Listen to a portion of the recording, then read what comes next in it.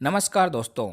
आज के वीडियो में हम बात करने वाले हैं क्लोपिडोग्रेल व एस्पिरिन टैबलेट के कॉम्बिनेशन के बारे में।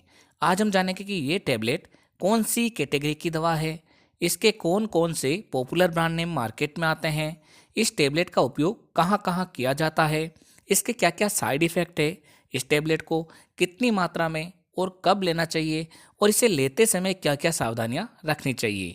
तो ये सभी बातें जानने के लिए वीडियो को पूरा देखें, जिससे आपके सारे कंसेप्ट क्लियर हो सके।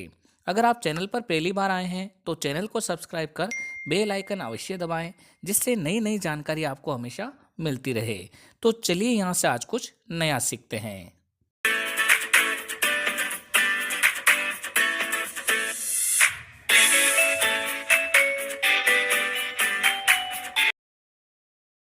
दोस्तों, क्लोपिडोग्रेल एक एंटी प्लेटलेट मेडिसिन है जो कि प्लेटलेट को एक दूसरे से चिपकने से रोकती है।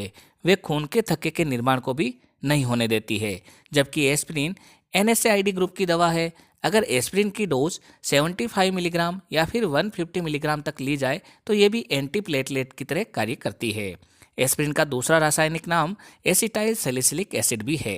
ये दोनों मिलके रक्त को वेन्स व आर्टरीज के अंदर जो क्लोट होता है उससे बचाती है, जिससे मरीज को हार्ट अटैक व स्ट्रोक के खतरों से बचाया जा सके। ये दवा मार्केट में दो अलग अलग स्ट्रेंथ में अवेलेबल है, जिसमें पहली स्ट्रेंथ में क्लोपिडोग्रेल 75 मिलीग्राम व एस्पिरिन 75 मिलीग्राम रहता है, जबकि इसकी दूसरी स्ट्रेंथ में क्लोपिडोग्रेल 75 मिलीग्राम व एस्पिरिन 150 मिलीग्राम रहता है। अगर क्लोपिडोग्रेल व एस्पिरिन टैबलेट के पॉपुलर ब्रांड नेम की बात करें तो वो है सिप्ला लिमिटेड का क्लोपीवास AP टैबलेट, माइक्रोलैब्स का प्लाजीरिन A टैबलेट, ल्यूपिन लिमिटेड का क्लोपीटेब A tablet, hetero drugs limited का क्लोपिड AS टैबलेट, इंटास फार्मास्यूटिकल का क्लेविक्स AS टैबलेट और सनोफी अवेंटिस का क्लोपीवाक्स टैबलेट। क्लोपीवाक्स टैबलेट में एसिटाइल सैलिसिलिक एसिड होता है, जो कि एस्पिरिन का ही दूसरा नाम है। आप इसमें कंफ्यूज ना हों। दोस्तों, ये दवा आपके एरिया वाइज व डॉक्टर वाइज अलग अलग ब्रांड नेम से मिलेगी। आप इसकी जेनेरिक फॉर्म यानी कि क्लोपिडोग्रेल व एस्पिरिन टैबलेट भी खरीद सकते हैं। जेनेरिक फॉर्म भी उतनी इफेक्टिव रहती है जितनी कि ब्रांडेड फॉर्म। क्लोपिडोग्रेल व एस्पिरिन टैबलेट का प्रयोग ब्लड क्लॉट को डिजोल्व करने में किया जाता है। यदि किसी व्यक्ति को किसी कारण से बॉडी में क्लॉट हो गया हो तो उसे डिजोल्व करने के लिए ये दवा डॉक्टर द्वारा प्रेस्क्राइब की जाती है। इसका प्रयोग एक्यूट कोरोनरी सिंड्रोम में भी किया जाता है। दिल में अचानक खून का बहाव कम होना या रुक जाने की वजह से पैदा होने वाली स्थिति को ही एक्यूट कोरोनरी सिंड्रोम कहते हैं।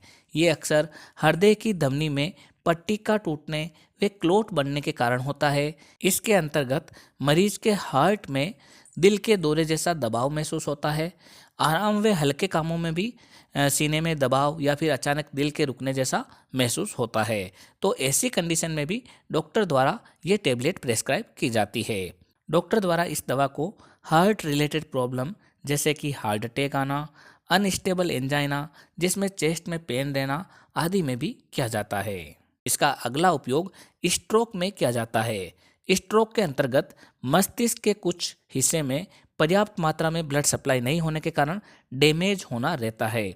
इसके कारण मस्तिष्क के कुछ भाग में ब्लड क्लॉट जम जाता है, जिसके अंतर्गत मरीज में बोलने में परेशानी होना या फिर हकलाना, चलने में दिक्कत आना, समझने की क्षमता कम हो जाना, हाथों व पाँवों में झंझनाहट व सूनापन होना तथा पैरालिसिस होना रह सकता है। अगर किसी व्यक्ति के मस्तिष्क के अंदर ब्लड क्लॉट हो गया है, यानी कि कोई एक्सीडेंटल इंजरी के कारण क्लॉट बन जाता है, तो उस क्लॉट को डिजोल्व करने के लिए भी डॉक्टर द्वारा क्लोपिडोग्रेल व एस्पिरिन टैबलेट का प्रयोग किया जाता है। यदि कोई व्यक्ति जिसकी हार्ट की सर्जरी हुई हो तो ऐसी कंडीशन में भी ये दवा लंबे समय तक दी जाती है, जिससे कि उस व्यक्ति को ऐसी प्रॉब्लम वापस ना हो। अब हम बात कर लेते हैं इस दवा के डोज के बारे में। ये दवा दिन में एक बार ही दी जाती है। यदि इस टैबलेट को शाम को या फिर रात को सोते समय दिया जाए तो इसका बहुत ही अच्छा परिणाम मिलता है। इसे हमेशा एक निर्धारित समय पर ही लेना चाहिए। कई बार हार्ट अटैक आने की स्थिति में डॉक्टर द्वारा इमरजेंसी में इसकी एक साथ 4 टैबलेट लेने की भी सलाह दी जाती है।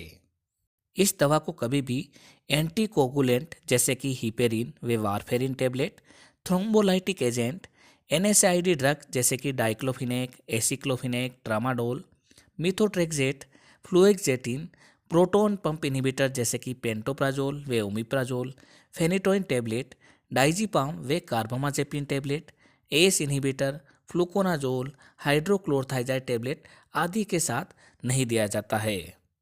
आप इनमें से अगर कोई भी दवा ले रहे हैं तो अपने डॉक्टर को इसके बारे में ज़रूर बताएं। जब ये दवा लें तो इसके साथ कभी भी शराब का सेवन नहीं करना चाहिए। यदि आप प्रेग्नेंट हैं तो डॉक्टर को उसके बारे में अवश्य बताएं, क्योंकि ये दवा सामान्यतः प्रेगनेंसी में अवॉइड की जाती है। दूध पिलाने वाली माताओं को तथा छोटे बच्चों को सामान्यतः ये दवा प्रेस्क्राइब नहीं की जाती है।